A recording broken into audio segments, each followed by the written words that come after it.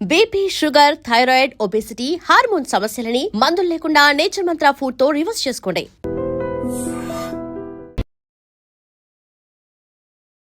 అందరికీ నమస్కారం. Welcome to healthy conversations with iDream media. నేను మీ ఝాన్సీ. సో ఈరోజు మనం ట్రెడిషనల్ హీలర్ ఇంకా హెర్బలిస్ట్ ఆంజనేయ రాజు గారితో ఉన్నాము.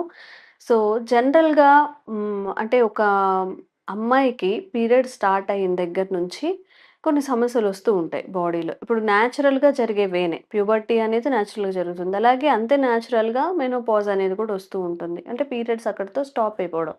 మరి కొన్ని సంవత్సరాలు ఒక 20 ఏళ్లకు పైగానే పీరియడ్స్ వస్తూ ఉంటాయి. ఒకసారి ఇది ఆగిపోవడం వల్ల ఒక మహిళ బాడీలో జరిగే మార్పులు, ఆరోగ్యపరమైన ఇబ్బందులు, చికాకులు చాలా వస్తూ ఉంటాయి కదా! దీని గురించి తెలుసుకునే ప్రయత్నం చేద్దాము. నమస్తే సార్. నమస్తే అండి. సార్ మెనోపాజ్ లక్షణాలు సహజంగా పెద్దవాళ్ళలో 40 ఏళ్ళు దాటిన తర్వాత వస్తూ ఉంటుంది. ఇది సహజమే అయినా ఇలా జరగడం ఈ ప్రక్రియ వల్ల వాళ్ళ శరీరంలో ఎలాంటి మార్పులు జరుగుతాయి? ఏదైనా ఆరోగ్య సమస్యలు వచ్చే అవకాశం ఉంటుందా? అది మంచికా? చెడుకా? ఏంటనేది అంటే మెనోపాజ్ తర్వాత చాలా డిఫరెంట్‌గా ప్రవర్తిస్తూ ఉంటారు కదా! అవునండి. దీని గురించి మాట్లాడదాం సార్. అంటే మెనోపాజ్ టైంలోనే ఆ ప్రవర్తన అనేది స్టార్ట్ అయిపోతుంది. హ్మ్. ఎందుకు అంటే ఇప్పుడు పురుషుడికి అటువంటి ఇబ్బంది లేదు. హ్మ్. స్త్రీకి ఏమవుతుందంటేనమ్మా హ్మ్. వాళ్ళ యొక్క భగవంతుడిచ్చిన శరీర నిర్మాణంలో ఈ ప్యూబర్టీ అనేది ఒకటి. అంటే హ్మ్. పెద్ద మనిషి అవ్వడం అంటాం మనం. పుష్పవతి అవ్వడం అంటాం. హ్మ్. అప్పటి నుంచి ఋతుక్రమం అనేది స్టార్ట్ అవుతుందమ్మా. ఎవ్రీ మంత్ వస్తుంది. మీరు ఒక 12, 13, 15 సంవత్సరాల్లో వచ్చింది. 50 దాకా కంటిన్యూ అయ్యేది. పూర్వం 50, 55 దాకా వచ్చేదమ్మా. హ్మ్. ఇప్పుడంటే 40 రాకుండానే మాకు మెనోపాజ్ స్టార్ట్ అయిపోయింది అంటున్నారు. హ్మ్. డాక్టర్లు కూడా 36కే మీకు మెనోపాజ్ లక్షణాలు మొదలైనయి అని చెప్తున్నారంట. 36లో ఆ! ఒకవేళ లేట్‌గా మ్యారేజెస్ చేసుకొని ఒక పాప లేకపోతే పుట్టకుండా ఉన్న వాళ్ళ పరిస్థితి ఏంటి సార్? మరి అందుకే కదమ్మా ప్రాబ్లమ్స్ పెరిగిపోవడానికి కారణం. ఆ! దానికి కారణం అంటే మళ్ళీ ఫుడ్డే. Life style. మానసిక ఒత్తిడి, శారీరకమైన ఒత్తిడి. హ్మ్. ఈ అన్నాటిలి కారణాల వల్ల ఎర్లీగా వచ్చేస్తుందమ్మా. హ్మ్. ఎప్పుడైతే ఆహారంలో మన శరీరానికి సరిపడే మినరల్స్, ప్రోటీన్స్, విటమిన్స్ హ్మ్. అంటే మనకి పౌష్టికాహారం అంటాం తెలుగులో మనం. ఆ పౌష్టికాహారానికి కావాల్సినయన్నీ మనం తీసుకునే ఆహారంలో లేకపోవడం వల్ల, హ్మ్. ఈ ఋతుక్రమం అనేది ఎవ్రీ మంత్ జరగడం వల్ల, హ్మ్. ఆ జరిగిన టైంలో బ్లీడింగ్ అయినప్పుడు మొత్తం ఈ మినరల్స్ ఇయన్నీ వేస్ట్ అయిపోతాయమ్మా. హ్మ్. ధాతువులు అంటాం మనం. హ్మ్. హ్మ్. ఈ ధాతువులు వృధా అయిపోవడం వల్ల ఏమవుతుందంటే, హ్మ్. స్త్రీల బాడీలో కాల్షియము, ఐరను, మెగ్నీషియము, పొటాషియం ఇయన్నీ లోపాలొస్తూ ఉంటాయన్నమాట. హ్మ్. హ్మ్. అందుకు మగవానికన్నా స్త్రీలు ఈ మినరల్ తీసుకోవడం అనేది చాలా అంటే చాలా ఇంపార్టెంట్ అండి. హ్మ్. హ్మ్. ఈ మినరల్స్ ఎప్పుడైతే లోపం జరిగిందో, మీకు 40 వచ్చేసరికి కాళ్ళ నొప్పులు, కీళ్ళ నొప్పులు, ఎముకల నొప్పులు.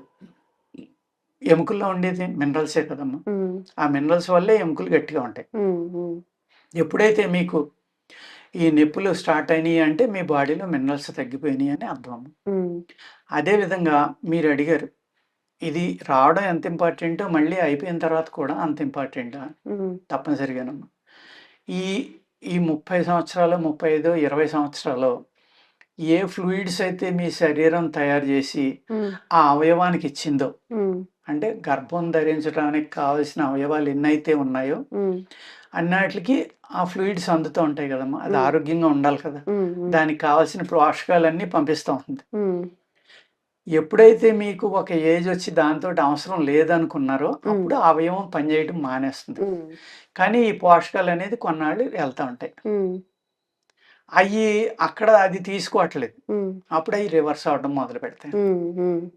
అదే విధంగా ఈ 20 సంవత్సరాల నుంచి 30, 35 సంవత్సరాల వరకు ఈ మెన్స్ట్రువల్ సైకిల్ అనేది నడవడం వల్ల, హ్మ్. బహిష్టు అనేది నడవడం వల్ల, మీ శరీరంలో అనేక మినరల్స్ వృధా అయిపోయినాయి. హ్మ్. ఓకే. అయిపోవడం వల్ల లేడీస్‌లో ఇప్పుడు పూర్వం తగ్గేవారు కాదమ్మా. ఇప్పుడు 45-55 వచ్చే లోపల 1 ఆర్ 2 ఇంచెస్ హైట్ తగ్గిపోతున్నారు. హ్మ్.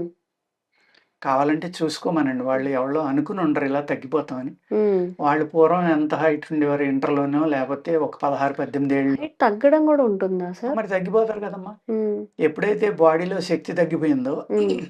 మీ యొక్క కండరాలు హ్మ్. ఏవైతే ఉన్నాయో అయి శక్తిని కోల్పోయినప్పుడు ఓకే. మీ బాడీలో చాలా వెయిట్ అయి మోస్తున్నాయి. హ్మ్. మీ హ్మ్. బోన్స్ ఒకటే కాదు. హ్మ్. ఎప్పుడైతే కండరాలు బలహీనమైనయో అప్పుడు మీ హైట్ అనేది తగ్గుతుంది. ఈ జాయింట్స్ ఎన్నైతే ఉన్నాయో మీ మడమ దగ్గర నుంచి శిరస్సు వరకు అనేక బోన్స్ యొక్క కూర్పే కదమ్మా మీ శరీరం. ఇవన్నీ దగ్గరికి అయినాయి అనుకోండి, ఏమవుతుంది అప్పుడు? అట్ల మధ్యన ఉన్న గ్యాప్ తగ్గిపోయింది అనుకోండి, తగ్గిపోతుంది. ఆటోమేటిక్గా మీ బాడీ స్ట్రింక్ అవుతుంది కదా. ఆ విధంగా హైట్ తగ్గిపోతారు. ఓహ్! జెంట్స్ అయితే 60-60 దాటాక తగ్గిపోతారు. ఇద్దరిలో జరుగుతుందా సార్? ఇద్దరిలో జరుగుతుంది. వాళ్ళకి ఒక 10 ఏళ్ళు లేట్‌గా జరుగుతుంది. ఓకే. వీళ్ళకి తొందరగా జరుగుతుంది. ఆ సమయంలో ఎప్పుడైతే మీకు మినరల్స్ తగ్గిపోవడం, ప్లస్ మీకు ఇచ్చి ఫ్లూయిడ్స్ రివర్స్ అయ్యి బాడీలో మిక్స్ అవ్వడం, అనేక విచిత్రమైన ప్రక్రియలు మీ శరీరంలో జరుగుతూ ఉంటాయి. దాన్ని తట్టుకోవడం వల్ల ఏమవుతుందంటే మూడ్ మారిపోవడం, మెంటల్‌గా అప్సెట్ అవ్వడం, కోపం పెరిగిపోవడం, అనీజీనెస్, కడుపులో మంట, బాధ, అప్పటికప్పుడు చెమట పట్టడం, అప్పటికప్పుడు చలేయడం, ఇలాగ ఎన్నో రకాలుగా బాడీలో మార్పులు జరుగుతాయమ్మా. అది మెనోపాజ్ టైంలో జరగడానికి కారణం ఏంటి అంటే ఈ మినరల్ డెఫిషియన్సీ అనేది మీరు సరైన వ్యాయామం లేకపోవడం వల్ల. ఓకే. మళ్ళీ వ్యాయామం తప్పనిసరిగా అమ్మా. వ్యాయామం అనేది ఎప్పుడు ఉండవలసిందేనమ్మా. ముందు ముందు దాని ఇంపార్టెంట్ ఏంటో మీకు చెప్తాను నేను. ఆ వ్యాయామం లేకపోవడం వల్లే హైట్ తగ్గిపోతారమ్మా. ఆ వ్యాయామం చేసి కనుక మజిల్ ఎప్పుడు స్ట్రెంగ్తీగా ఉంచుకుంటే వాళ్ళు హైట్ తగ్గరు. ఓకే. చిన్నప్పటి నుంచి కూడా వ్యాయామం చేసిన వాళ్ళకి చేయని వాళ్ళకి కూడా డిఫరెన్స్ ఉంటుందా సార్? అవును. ఎవరైతే వందల సంవత్సరాలు బతుకుతున్నారో, ఎవరైతే నేను గత వీడియోలో చెప్పినట్టు ఋషులు వాళ్ళు ఉంటారో, వాళ్ళు ఎంత సాధనలో కూర్చున్నా కూడా మెలకువ వచ్చినప్పుడు వ్యాయామం అనేది చేస్తారమ్మా. అందుకనే 8 ఫోల్డ్స్ ఆఫ్ యోగా అంటారు. 8 రకాలైన యోగ ప్రక్రియలు ఉంటాయి అన్నమాట. హఠ యోగా అని. అందులో ఈ 8 పూర్తయిన తర్వాతే ఉంటుందన్నమాట. ఆ 8 ఆటల పేర్లు చెప్పి మళ్ళీ వాటి గురించి వివరించాలంటే చాలా టైం పడుతుందమ్మా. అలా కాకుండా వ్యాయామం, ఏదో ఒక వ్యాయామం. ఇక్కడ మళ్ళీ వ్యాయామం అంటే ఏం చేస్తాం మనం? ఎక్కువ ఇండియన్ వ్యాయామం చేయటం వల్ల ఎక్కువ ఉపయోగం ఉంటుందమ్మా. ఇండియన్ వ్యాయామంలో చెమట తక్కువ ఉంటుంది. చెమట పట్టేలాగా చెయ్యం మనం. ఒక ఆసనంలో ఒక పొజిషన్ తీసుకుంటున్నాం, ఆ పొజిషన్ ముందర కొంగేటప్పుడు సాధారణంగా గాలి బయటకు వదిలేస్తాం, పైకి లేచేటప్పుడు మళ్ళీ గాలి లోపలికి తీసుకోవడం, ఈ బాడీ మూమెంట్ తోటి కలిపి శ్వాస అనేది రన్ అవుతాం. అప్పుడు మీకు హార్ట్ అతిగా కొట్టుకోవడం కానీ, మీ పల్స్ రేట్ పెరిగిపోవడం కానీ, ఇంకోటి కానీ ఇవన్నీ జరగవు. ఓకే. ఎప్పుడు సమానమైన హీట్లోనే బాడీ ఉంటుందమ్మా. సాధారణంగా ఎక్కువ పెరిగిపోదు, కొద్దిగా పెరిగినా కానీ ఎక్కువ పెరగదు. ఎక్కువ పెరిగిపోయి చెమట పట్టేసి దానివల్ల ఏమవుతుందంటే ఈ చెమట అనేది ఏంటంటమ్మా, మీ బాడీలో ఉన్న సెల్సే కదా అవన్నీ. కొన్ని సెల్స్ చనిపోయి చెమట రూపంలో బయటకు వెళ్ళిపోయినాయి. కొన్ని టాక్సిన్స్ అవనివ్వండి, మినరల్స్ అవనివ్వండి. చెమట రూపంలో ఎక్కువ వెళ్ళేది ఏంటి? మినరల్స్.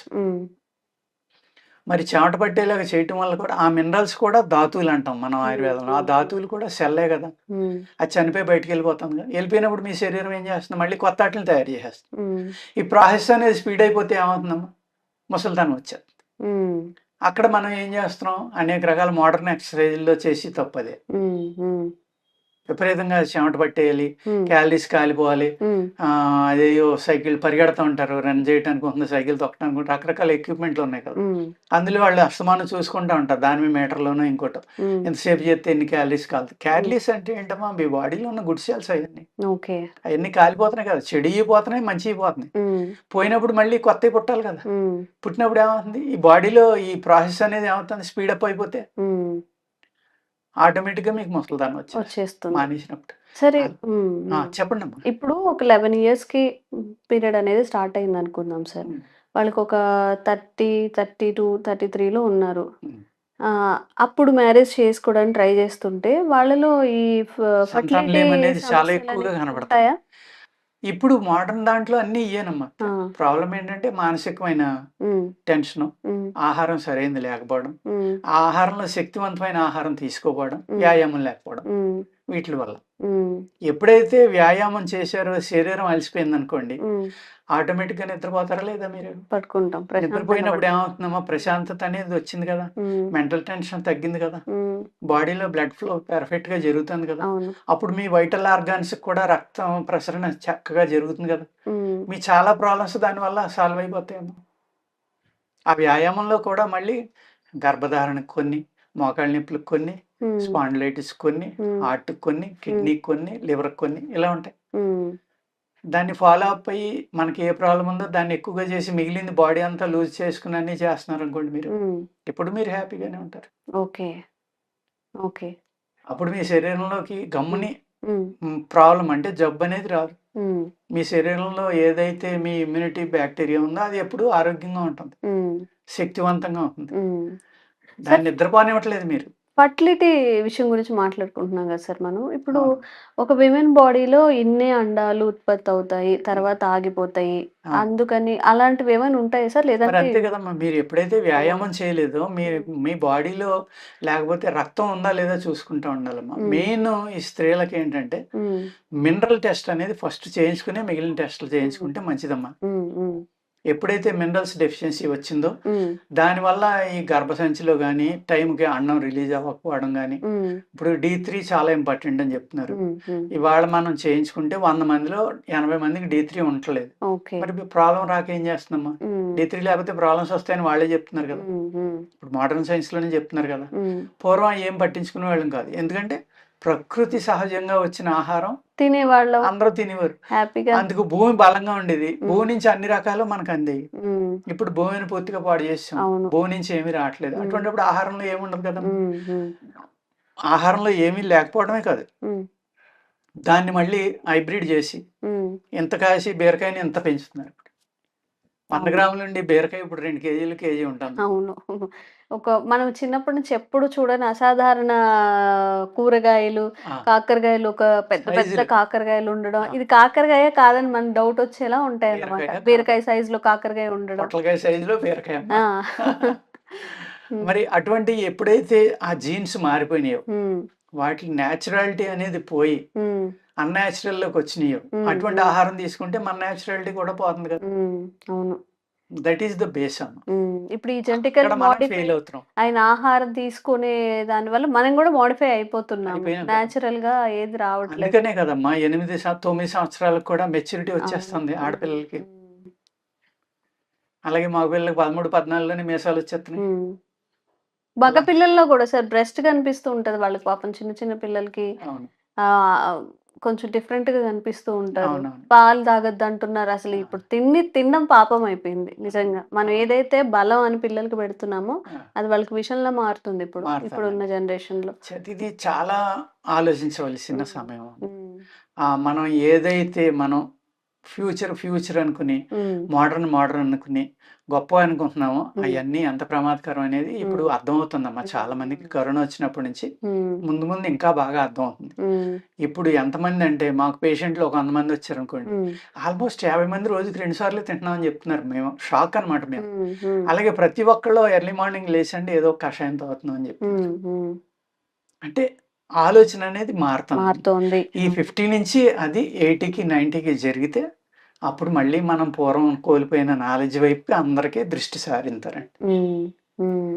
ఆ విధంగా చేస్తేనే మనకి ఈ మెనోపాజ్ నుంచి బయటికి రావాలన్నా, మెనోపాజ్ టైంలో మీరు అడిగారు కదా! ఆ మూడ్ మారకుండా లేపోతే అనేక రకాల ప్రాబ్లమ్స్ రాకుండా ఉండాలి అంటే హ్మ్. మినరల్ టెస్టులు చేయించుకుని, కావాల్సిన మినరల్స్ తీసుకోవడం అనేది మెనోపాజ్‌కి వస్తాంది అనుమానం వచ్చినప్పటి నుంచి మొదలుపెట్టాలమ్మ. ఓకే. మనం నేచురల్‌గా తీసుకోవాలి అనుకుంటే మంచి ఐరన్ ఇయి ఉండేదేంటంటే హ్మ్. కాల్షియం గాని, కరివేపాకు, హ్మ్. ధనియాలు, హ్మ్. కొత్తిమీర, అదేవిధంగా పాత బెల్లం. హ్మ్.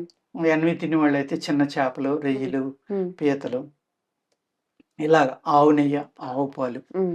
మంచియి దొరికినప్పుడు అటువంటి ఆహారం బీట్రూటు హ్మ్. ఇలాగ ఏంటమ్మా ప్రకృతి సిద్ధంగా పండించిన ఆహారాన్ని తీసుకొని హ్మ్. ఇటువంటి ఎక్స్‌ట్రా మినరల్స్ తీసుకోవడం మొదలుపెడితే హ్మ్. తప్పనిసరిగా ఆ మెనోపాజ్ అనే సైడ్ ఎఫెక్ట్ నుంచి బయటపడటానికి అవకాశం ఉంది. ఉంటుంది. అలాగే వ్యాయామం, ప్రాణాయామం అనేది చాలా ఇంపార్టెంట్ అన్నమాట. హ్మ్. ఈ హ్మ్. ప్రాణాయామం అనే దాని వల్ల మెంటల్ బ్యాలెన్స్ వస్తుంది. హ్మ్. వ్యాయామం వల్ల శరీరంలో శక్తి పెరుగుతుంది. హ్మ్. ఈ 2 కలిసినప్పుడు శరీరంలో వచ్చే చిన్న చిన్న రుగ్మతల్ని ఈజీగా తీసుకొని హ్మ్. తన సహజంగా జీవితాన్ని గడిపేటంత శక్తి ఈ రెండాట్లి వల్ల మనుషులకొస్తుంది. హ్మ్. హ్మ్. ఈ రెండాట్లికి సపోర్ట్‌గా మినరల్స్.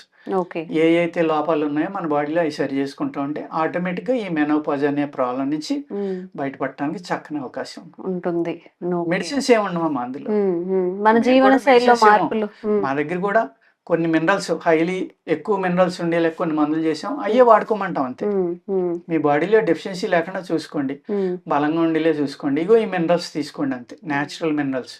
అలాంటివి ఏమన్నా వాడుకోమని చెప్తాం తప్ప మెడిసిన్ అంటూ ఏమి ఉండదమ్మా.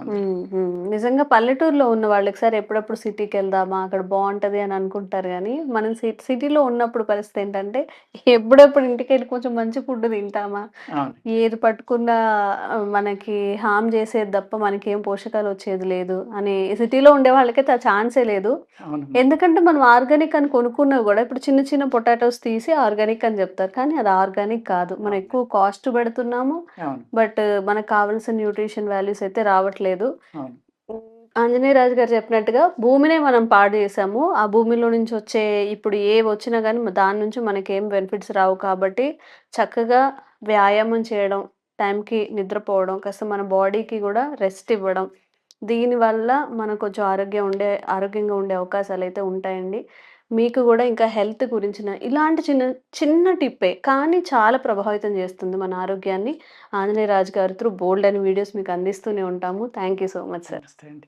And for more videos, Please subscribe to iDream. Please subscribe to iDream. Please subscribe iDream. And please subscribe to iDream. For more videos, subscribe to iDream. please like, share, and subscribe to the channel. Congratulations, iDream. subscribe to iDream. Subscribe to iDream. So subscribe to iDream Media. iDream team andarki huge congratulations. Please subscribe iDream Media. Please subscribe to iDream. Subscribe iDream. Please subscribe to iDream. iDream అంటే నా కళల channel subscribe చేసుకున్న నోరు తిరుగుతలేదు, మీరైతే గంట గుర్తు కొట్టండి. For more such videos, please subscribe to iDream.